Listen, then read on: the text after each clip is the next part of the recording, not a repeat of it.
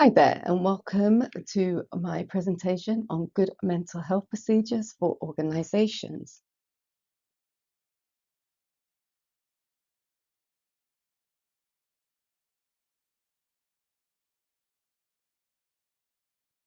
What is mental health made up of? It is made up of psychology, emotions, and social health.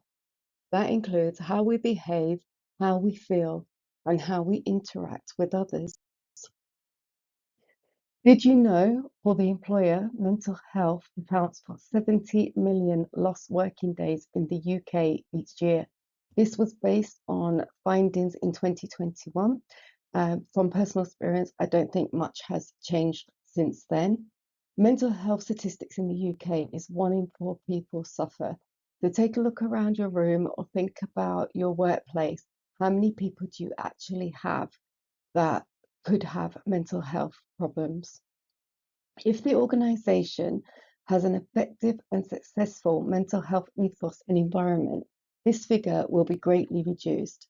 It will also improve productivity and performance in the workplace, which in turn will strengthen the organization's reputation. There is a correlation between mental health and physical health. So if one is improved, the other would be too. Organizations have a legal responsibility to meet health and safety legislation with regards to mental health of its employees, students, customers, guests, anybody that enters your building. And so a good mental health environment will ensure these responsibilities are met.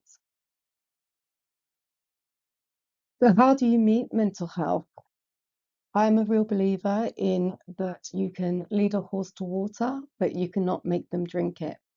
So you can prevent mental health, you can treat mental health, you can rehabilitate mental health, and you can promote mental health, but you cannot force the employee to actually take part in any of it.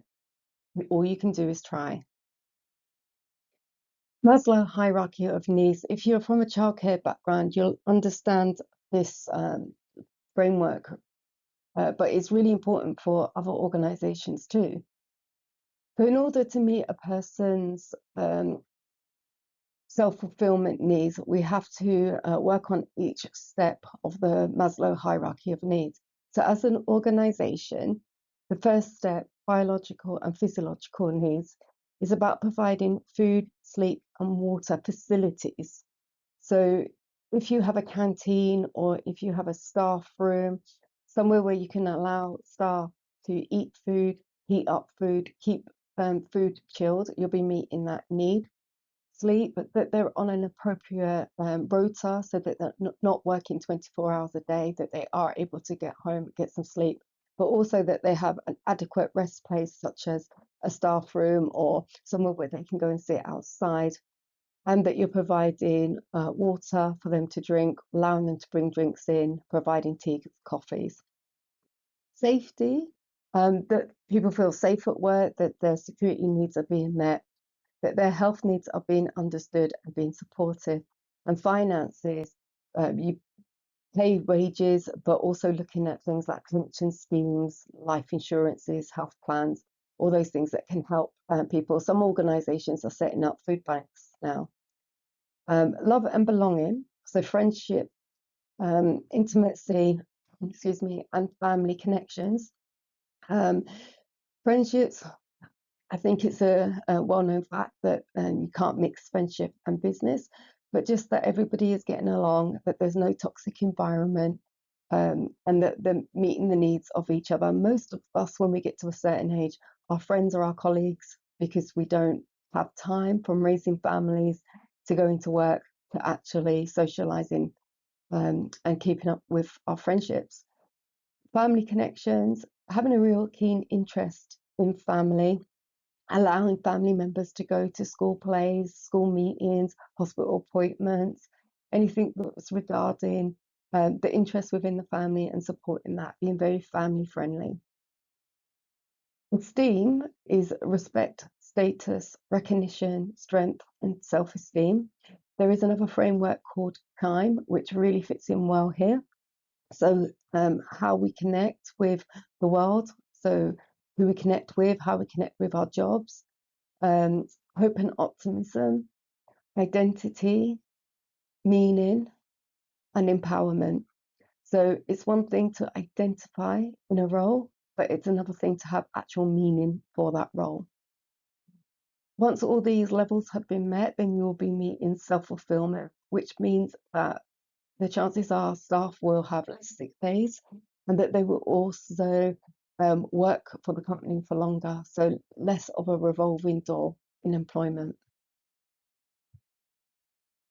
These are a very few examples of mental health. There are absolutely hundreds out there.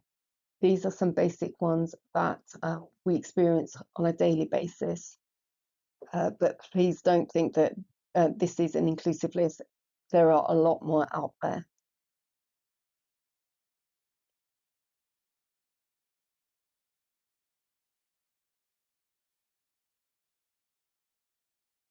I think this is the most important slide of the presentation, and this picture is widely available uh, sort of on Google searches and other platforms.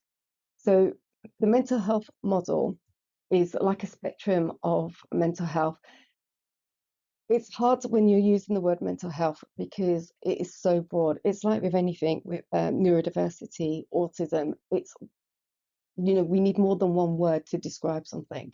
Um, so we tend to think when we talk about mental health, we tend to think about the more top end, the injured in illness.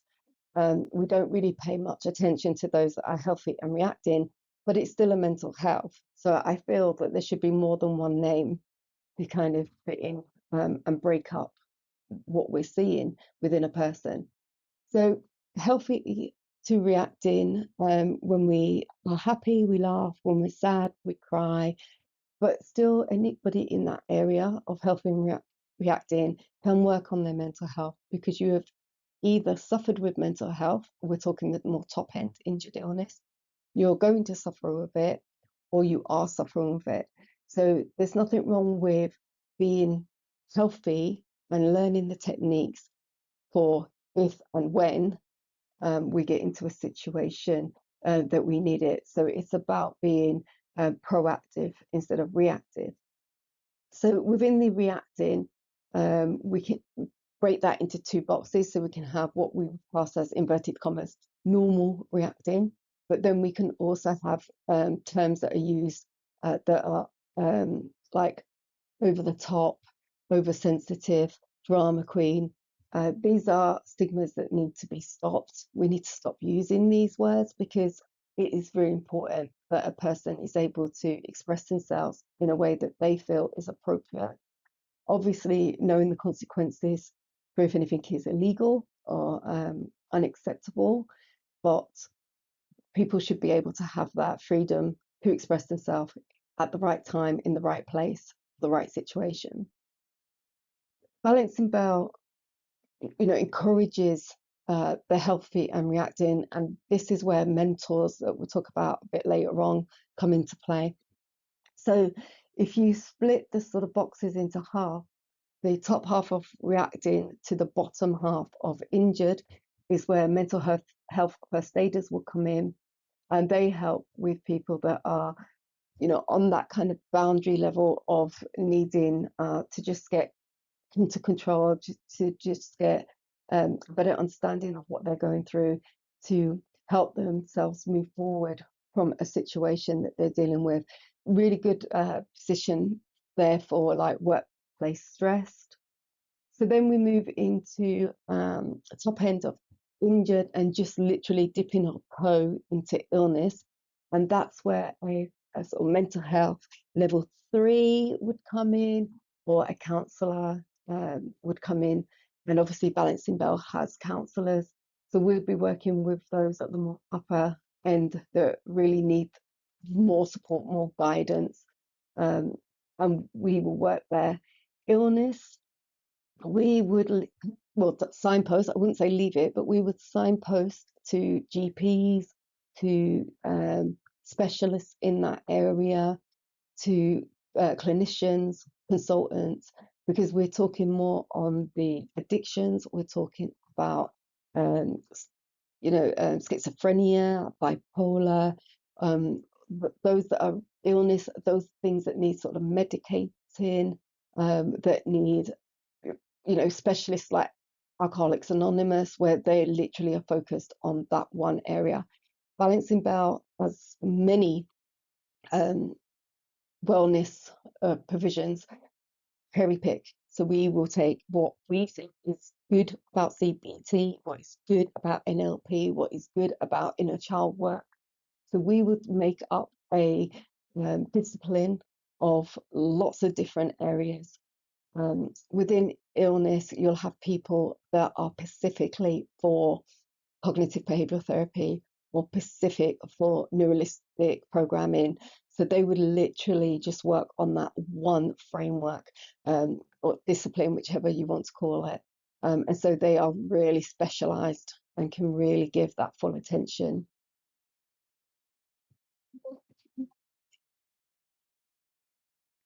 In Great Britain, as well as Europe, because even though we have left the European Union, we are still part of Europe, and we still use all the acts and conventions and guidance that were designed whilst we were in the EU.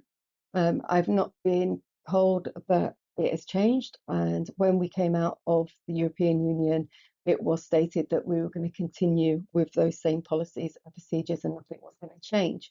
So you can see from the dates that some of these are pre-Brexit, but we are still very much using them.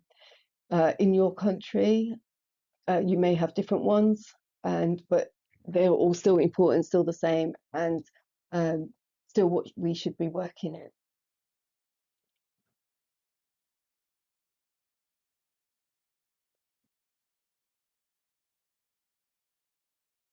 So who helps with mental health?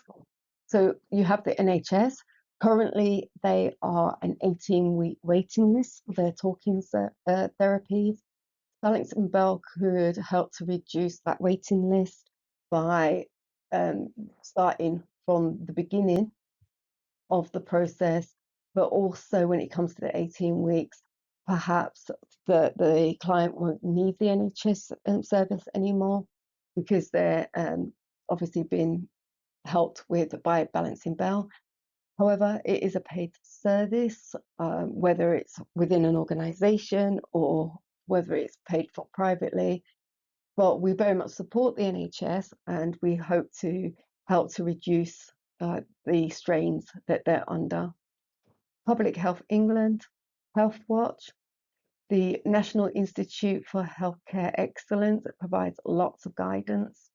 There are foundations that help with funding as well as support. The King's Fund, the Joseph Rowntree Foundation, there's many more. And charities such as Mind, Samaritans, Calm. There's a whole number of um, charities available that some offer 24 hours service.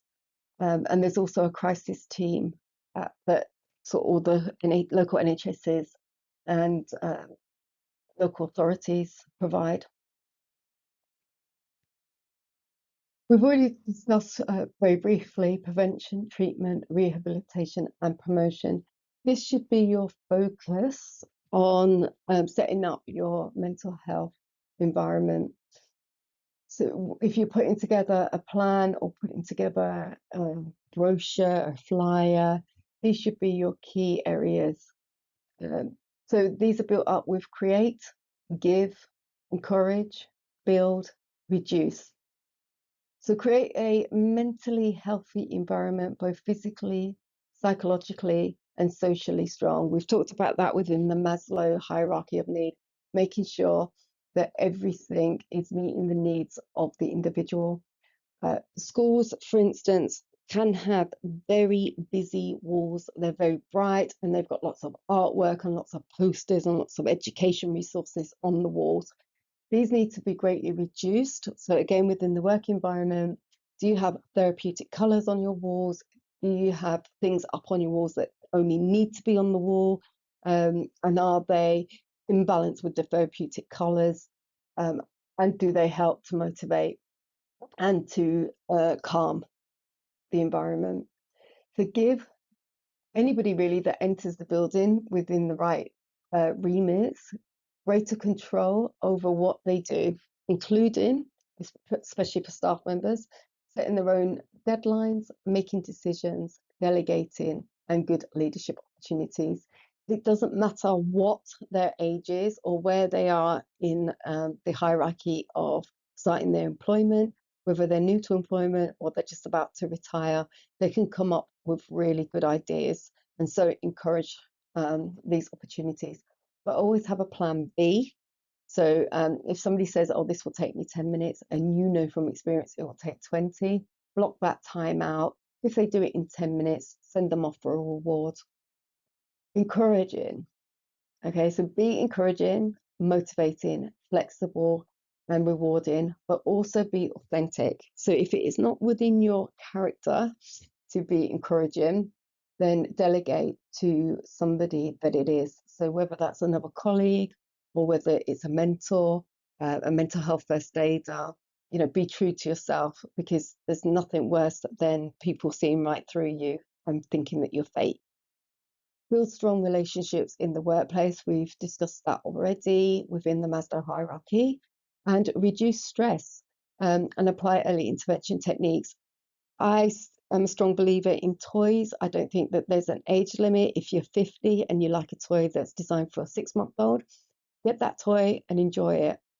Reduce stress by having lots of fidget toys. People put these down to only for neurodiverse people, but your inverted commas neurotypical person, another awful word to normal, they people benefit from these fidget toys, things that they can have in their hands and mold and play with, as well as all your other sort of places to relax, apps that can be available, time to speak, and just people. If you've got everyone that's trained, if you've got people trained in mental health awareness, then they will be able to recognize early signs. What does a bad working environment look like? First of all, it uses a lot of energy, and it's broken. Even if it's just one slice of the pie that's not working, it is broken. So we need to be, as I say, active, proactive. We need to work now. So not putting anything on the back burner, not thinking, oh, we can do that later, not thinking, oh, somebody else can pick that up. If we see that there's a problem, we need to fix it. And as simple as delegating it to somebody to fix it, but we need to make sure that we are actively trying to improve our working environment. A good working environment uses less energy. It also looks perfect. We cannot create the perfect world, but it looks a lot better, and it's fixed. So we've talked all about these already, the physical environment, movement. We're looking at the free flow of movement. So not just where your aisles are clear, they need to be so that people can get out quickly, especially if they're having a panic attack or feeling overwhelmed. But also, if you're working for 20 minutes, you can have a 5-minute break. If you're working for 40 minutes, you can have a 10-minute break. If you're working for an hour, you can have a 15 to 20-minute break. We're allowing that freedom of movement, but also that if they need to go for a walk and get outside, they can take a walk around the block, or you might have a nice garden area to be able to create an outdoor environment. Sensory stimulates, again, is something that is usually put down to neurodiversity, but it affects us all. So we have our taste, our touch, our smell, our hearing, visual, interoception, proprioception, I can't say it, look it up, and vestibular. And all those needs need to be met. The first 5, we understand what they are. Interoception is the internal system response, how we're feeling inside, how we're processing inside. If you've got somebody with ADHD, the male or masculine version is more to do with your proprioception and your vestibular, albeit, women can suffer with the male version. Um, and if it's the feminine version, it tends to be more the internal, what's going on for us inside. So all that bounciness that you would get from the male version, it's still happening in the female version, but it's happening inside, so you don't get to see it so much as what a child you would see in a classroom, for instance, that's bouncing around everywhere. We also have the proprioception is your push and your pull and your need for movement. Your vestibular is your balance. So even looking at things like, are people sat safely on their chairs? Do you have arms on the chairs? Do you have straight backs? Can people walk freely? Not necessarily can people walk in a straight line. So are they able to sort of walk diagonally and all over the place because they're safe to do so? Cognitive encourages thinking and use of brain, and we talked about that with allowing people to delegate, allowing people to set their own boundaries and to share their ideas. Emotion of freedom of expression, again, we already talked about that, people not being branded drama queens, that they're allowed to have freedom to express how they're feeling in a safe place. So they've got their safe room or manager's office, that you don't want somebody on the shop floor screaming and shouting, but they have somewhere where they can go to scream and shout. Social positive interactions we've discussed already. So this is what makes up your perfect environment and what we should be working towards. All our bodies, regarding our status, so whether we're neurotypical or whether we're neurodiverse, our bodies are batteries. When we wake up in the morning, our bodies should look like the first box, fully recharged. When we go to bed at night, our body should look like the second box. Move things around, so emotional might be flat out, cognitive might be full, but we should never go to bed on a flat tree where every column is at zero, every row is at zero. Somebody that has a medical condition, especially that involves chronic fatigue, their batteries will be flat out. So we need to just have that clear understanding. In some organizations, they use spoons. So you start your day with 5 spoons, and as you go through the day, you'll be using up your spoons. So within the first hour of being awake, you shouldn't use all 5 spoons. You should pace it throughout the day. But just having a clear understanding of how our biological system works and our need for rest and break times. Whose role is it to be in charge of mental health? So who would you employ? Have a think about that. If you had somebody with mental health issues, who would you send them to? I hope, but it doesn't matter if you haven't, because it's a whole learning experience. I hope that you have said everyone. Union reps, HR, staff, department leads, CEOs, street cleaners. And I think street cleaners are important, or office cleaners are really important, because they're the ones that give the first impressions, the first image of our organization. You wouldn't want to walk into somewhere and it was dirty and untidy, and you just get a bad reputation. So cleaners are so important, just as important as CEOs are important, because they know how to run the business. So there's nobody that's not important in an organization. And there's nothing to stop a cleaner from being a mental health supporter to a CEO and vice versa. So mental health champions is your mentors. Briefly mentioned that at the start. What you do is you send out a flyer or send out an invitation to all staff to sign up to be mentors. There is training, and we already have training ready to go, so we can come in and train all your staff to be mentors, and it is voluntary. So it's something great that they can add to their CV, but it is an extra part to their role. And very much, I would keep it a volunteer role. Mental health first aiders, they are level 2 trained, and I really strongly recommend that every member of staff is mental health first aid.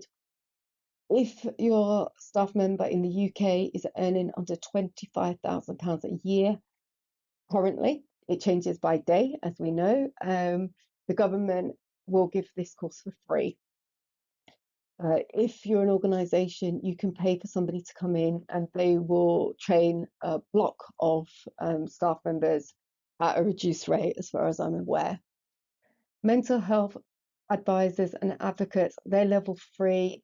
I wouldn't recommend looking into this unless you're sort of within a caring role. You know, you're going to be dealing with courts, and you're going to be dealing with chairing meetings, those sorts of social service and health and social care style roles. Chief Impact Officer can include your managers, your directors, your CEOs, your board of directors, anybody within that higher level. Also, you could have a Chief Impact Officer purely for mental health. The psychological wellbeing practitioner is what I was before I became a qualified counsellor. So they will be trained in many different disciplines. They'll have done sort of, therapeutic training as well as practitioner training.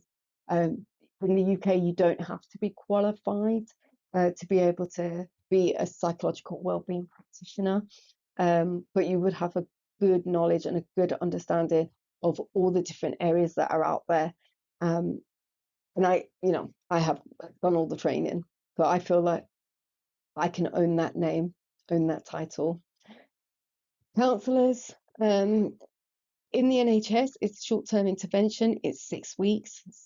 Few people can benefit from that. They can learn a lot within 6 weeks. Other people do need long-term intervention.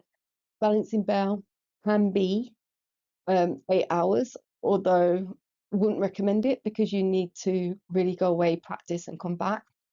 It can be, I would say, 16 days, so that you can have a day in between to practice. I recommend 8 weeks, 8 months, 8 years, whatever it needs to take. The NHS, I know, are currently doing intensive CBT, but still within the 6 weeks, or you can have the lower level within the 6 weeks. So when you're doing the assessment, they decide what level you need, but it's still within a very short time frame. And then you have your doctors, your consultants. In our surgery, we have paramedics, A&P nurses, doctor assistants. So anybody that comes under that criteria. But everybody, even a stranger, is important to everybody's mental health and well-being. Strategies as an organisation. So what can you do now? If you leave this presentation, what can you put into place straight away? Raising awareness. So just, go out the room, say, I want to talk about mental health. I want to discuss what's going on. I want to raise awareness within this workplace. Seeking help, having a notice board can be really good. If you have a main reception, you could have a list of different signposted where people can go for help. Again, we can send you that list so you can almost put that into place straight away. Our list does kind of nationally cover the UK, and it is also quite specific to Hull, but we can help you to utilize that within your area. So access help, make it happen. So really let your staff know that if they're going to come to you with a problem, you are going to act upon it. You are not just going to, poo-poo it and go, yeah, we're fine, I'm listening, but actually walk away and do nothing. You are actually going to make it happen. So if you're really involved in mental health, you really want to bring this into your organization, make it happen. Start now. So emphasize no problem is too small. Be an example. You don't have to give away your life story. You don't have to let people fully into what is happening with you at home. But, be honest and be open and let people know that you stomp your toe as much as you break your toes. You're human as well. But let them know the importance of no problem is too small. Training, so identifying early signs, as I said, previous slide, mental health first aiders, I really do think that everybody should be trained. I understand there could be a cost involved in that and that it could become too expensive. But if you have people trained, even if you have a group of mental health first aiders that can train your mentors, looking out for those early signs. Early signs of suicide can be as simple as somebody saying, I don't feel I belong in this world, or I just feel like I'm messing up all the time. I can never get anything right. It doesn't necessarily mean that they're thinking of suicide, but those are early signs of suicide, somebody struggling. Building trust, the confidentiality, what you say isn't going to be spread around the canteen. You will keep it to yourself. And if you can't keep it to yourself, then you will tell the person, oh, I'm going to pass this on to my line manager, or I'm going to pass it on to the mental health first aider. But make sure that they know where it's going, and obviously build that trust within yourself so that you feel that you can speak openly and confidentially as well. Safe environments we've talked about, but really important for people to know that your working environment is a safe place. So if they are feeling sad, it's okay to feel sad. If they are feeling happy, it's okay to be happy. That nobody's going to judge them or use their emotions against them. Accessible environments, so notice boards, information being put out. We said about having the signposting behind a reception desk, but you can go all the way up to Zen rooms, which is a room where people can just go in. It's very therapeutic, so they will respect the room. You might want to treat it as a dojo. So when they before they walk in the room, they bow to the room so that they gain that respect. They could go in by themselves. They could have another colleague with them, but I wouldn't allow it to be a meeting place or a social place. It is purely a Zen room. It will look very therapeutic. It will have your bubble lamps and it will have books and it will have space to meditate. You can also encourage, if you have the space, you have like spare offices, turn one into a dark room where if you go to like a children's centre, they'll have that dark room where it has tick lighting and they have the projectors of space or the ocean. They have various sort of equipment in there that just makes somebody feel safe and feel calm. You could also, if you have the space, you could create a soft play area. Again, it's a matter of the age, and a lot of soft play centres actually have adult only sessions in them as well. So you can have a lot where they can jump around on foam furniture that you could put a slide in there. I know some organisations have actually put slides beside their stairs, so colleagues can either slide down the next level or they can walk down the stairs as well as having the lift. So there's lots you could do to create fun environments, but you can also book out places. So you could book a soft play centre for your staff. And then challenge different cultural beliefs. It is difficult and it's getting even harder to discuss our cultural beliefs. And so the only thing I'm really going to say on this is that when in Rome, do as the Romans do. So if you're in England, do as the English do. If you're in America, do as the Americans do. In Australia, do as the Australians do. Okay, don't allow somebody to come in from, I want to say an Eastern country. I could be totally wrong within my geography, But in Western society, we do not allow for domestic violence. We do not allow for child abuse. Um, we do not allow for um, women to walk behind men. We are equals. And so we need to encourage that. We need to be saying in our country, this is our beliefs, and therefore, as a organization, we will stick to these beliefs, because it is becoming more and more where um, people are coming into, especially England. Because I haven't really experienced it in other countries, but coming into England, but wanting us to adopt their cultural beliefs. Um, I'm all for immigration. I'm all for different religions. I'm all for building a society of different nationalities, but culturally, we cannot be seen to be supporting domestic violence or such like. So we need to make sure that we're very, very clear that in terms of mental health, we do what is guided by our country. And it is a very contentious subject at the moment. So I apologize if anybody feels uncomfortable by that. Skills are really important for the individual. So all these skills are really important individual skills that will help to get promotions and help to provide somebody's mental health. However, they're very good for an organization as well. So when you are planning, if you're planning a new project, if you're planning an event, plan for your mental health and for your colleagues' mental health. What does the room look like? What does it feel like? What is the temperature like? Really put mental health at the forefront of everything you do. Prioritize, as I've just said, prioritize mental health.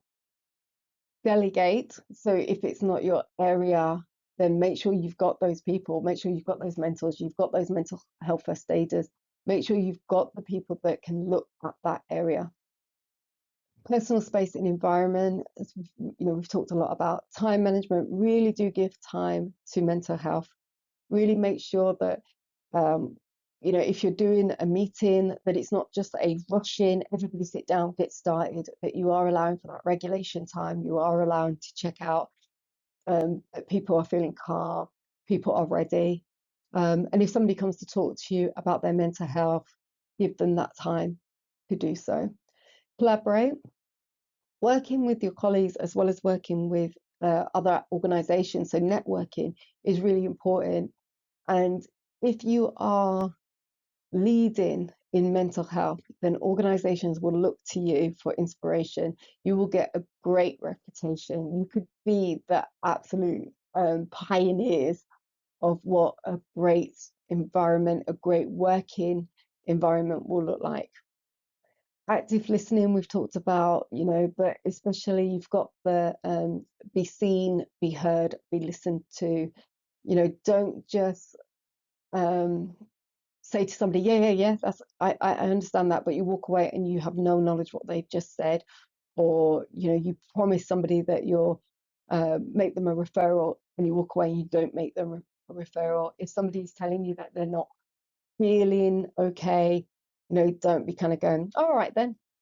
Actually ask them why they're not feeling okay. So really be active and really give them your full attention. I don't want to go into talking about eye contact, because again, if you're an employee, neurodiverse people, which you really want to, they're an absolute gift for you to employ.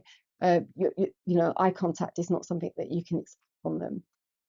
Empathy, so show that understanding, show that caring, so that you really have that time for them and that you really care about what they're saying. Leadership, we've said about being authentic, setting an example, showing that you're human, showing that you have emotions as well. Effective communication, lots on that, but basically be open to those conversations, be open to talking about mental health. Handling stressful situations and remaining calm.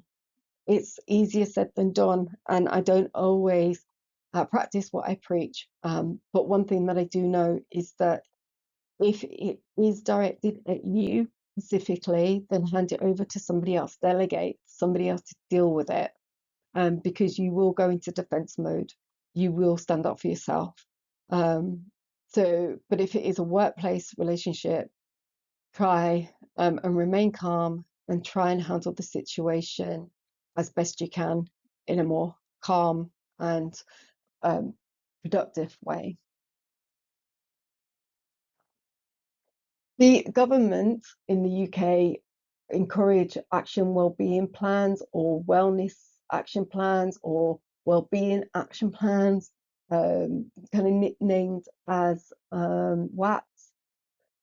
They are again widely available online. You can use the government's version or you can make your own version. Um, and every member of staff should have a WAP. Even you can do it within your family. Make sure that every family member has a WAP. Balancing Bells Step 4 is about designing WAPs. I'll just let you read through because I think it's pretty self-explanatory as to how they should be. I think there's just one thing that I will say is set expectations on both sides. It's what I said earlier about you can lead the horse water, but you can't make them drink it. You cannot fix a problem. They have to fix the problem, but you can help them to fix it. So the expectation is that it's a partnership. Both of you have to work on it.